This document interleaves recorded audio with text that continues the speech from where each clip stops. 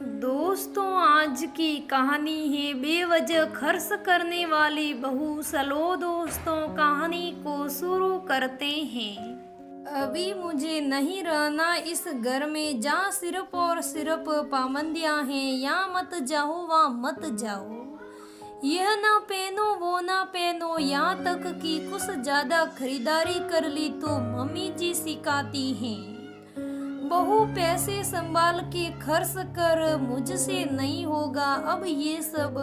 पति अभिषेक को रोज एक कहानी सुननी पड़ती थी नेहा से। वो जानता था कि उसके माता पिता भाई भाभी ऐसे नहीं हैं।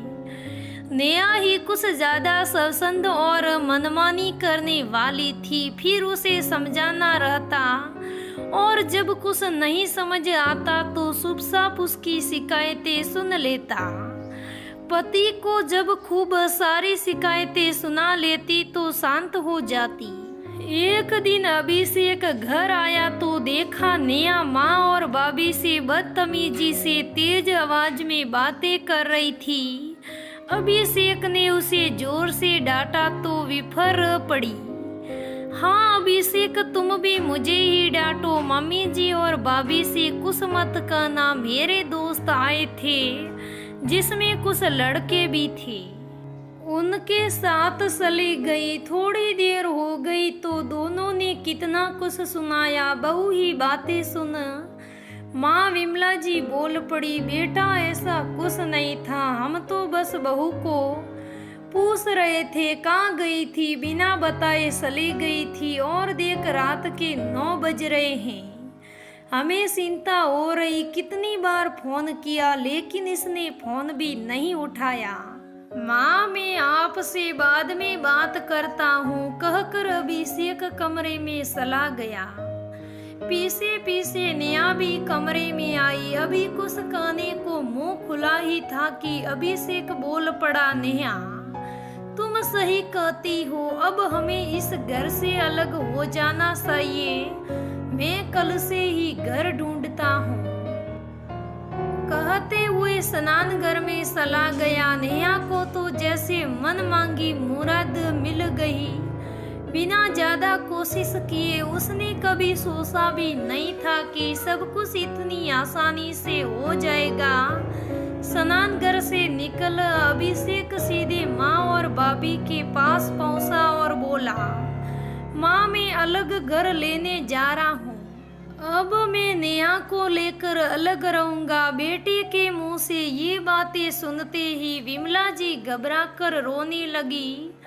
भाभी जयंती ने अभिषेक को समझाते हुए कहा, अभी जी क्या कर रहे हो, होश में तो हो ना। बाबूजी और भैया पर क्या बीतेगी पता है तुम्हें, और माँ इनकी हालत पर तुम्हें तरस भी नहीं आता। आता है भाभी, आता है। हाँ तरस आता है आप लोगों पर, जब वो आप लोगों से बदतमीजी से बात करती हैं, अपनों की भावनाओं की कदर नहीं करती। भाभी कुछ ही महीनों में वो खुद वापस आएगी, ये वादा है मेरा, आपके भाई का वादा है। मैं उसे ऐसा एहसास दिलाना चाहता हूँ कि अपनों की भावनाओं और प्यार दुलार उनका सानिध्य क्या होता है, बस इसलिए जा रहा हूँ। हाँ जाओ बेटे, बिल्कुल सही फैसला है तुम्हारा, मैं तुम्हारे साथ हूँ। बाबूजी की गंभीर आवाज गूंजी तो अभिषेक ने देखा बाबूजी और भैया पीछे खड़े थे। बस क्या था, दूसरे दिन घर देखा गया, वो भी नेहा के पसंद का, जो काफी महंगा था। एक हफ्ते बाद वहां दोनों शिफ्ट भी हो गए। अब नेहा सौदंश थी, कोई रोकने टोकने वाला नहीं था। बाहर का खाना, ढेर सारी खरीदारी, दोस्तों के साथ घूमना, अपने घर में पार्टी। अभिषेक कुछ नहीं बोलता, शांत था।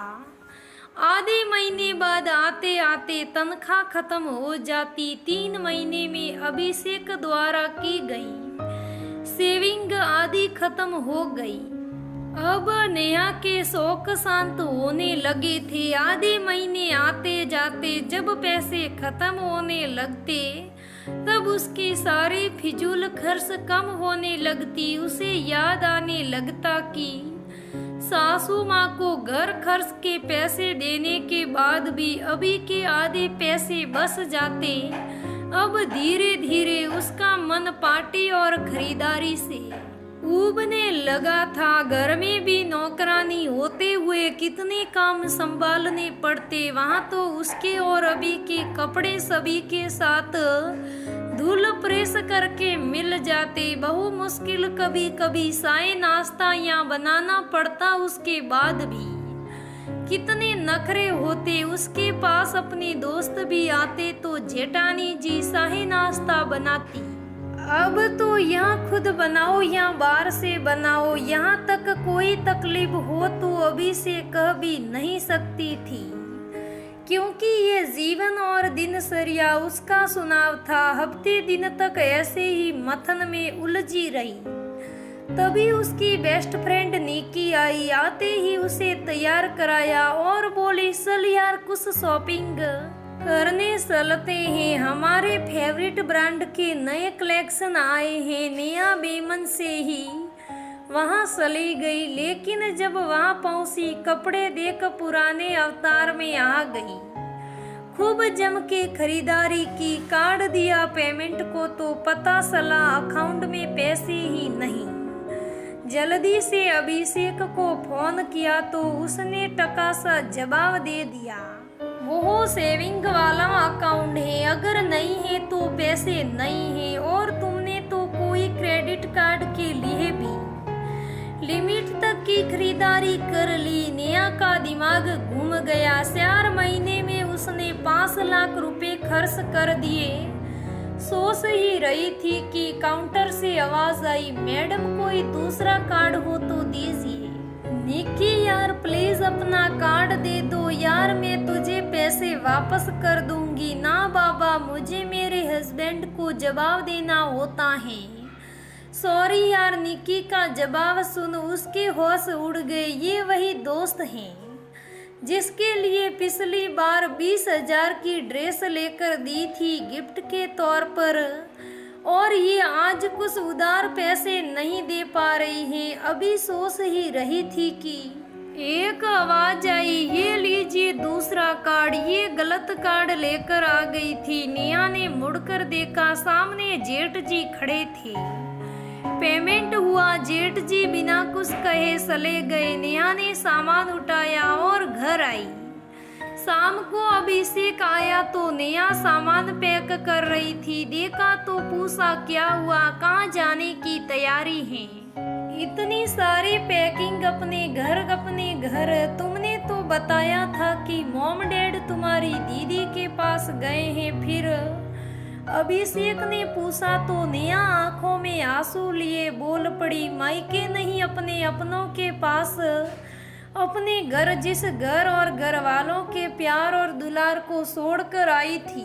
मैं बेवकूफ इस मकान में आ गई जिसे मैं घर बना ही नहीं पाई। अभी मुझे वापस अपनों के पास जाना है। मुझसे गलती हुई है, बहुत गलतियां हुए जा रही हैं, जिसका एहसास धीरे धीरे मुझे होने लगा था, और आज तो मुझे पता चल गया, अपने तो अपने ही होते हैं। अभिषेक मुस्कुराने लगा, जानता था यह दिन आएगा, लेकिन इतनी जल्दी नहीं जानता था। उसने नेहा को गले लगा लिया। झटपट अपनी नकली गृहस्थी समेट घर पहुंचे दोनों। माँ आरती की थाली लेकर खड़ी थी, अपनी बहू के पुनः गर्भ प्रवेश की तैयारी। अभिषेक ने माँ को फोन पर सब कुछ बता दिया था। माँ ने बहू की आरती उतारी, दही गुड़ खिलाया, और नेहा उनके गले लग गई और खूब रोई। जेठानी के सामने हाथ जोड़कर खड़ी हो गई तो जयंती ने उसे गले से लगा लिया। ससुर जी और जेठ जी के पैर छुए तो प्यार और आशीर्वाद भरा स्पर्श पाकर वो तृप्य हो गई। आज इस घर में आकर ऐसा लग रहा था जैसे पहली बार वो दुल्हन बनकर आई है। इसके पहले अपने जिद बेवकूफियों की वजह से इस घर को कभी अपना समझा ही नहीं था। आज घर का हर कोना उसे अपना अपना सा एहसास सता रहा था। लग रहा था कितने दिनों बाद पति की नजरों में अपने लिए प्यार और सम्मान देख रही थी। तो दोस्तों, ये आज की कहानी कैसी लगी मुझे कमेंट करके ज़रूर बताना। दोस्तों, कहानी अच्छी लगे तो लाइक करना, शेयर करना, मेरे चैनल को सब्सक्राइब करना। धन्यवाद दोस्तों, फिर मिलेंगे अगली कहानी में।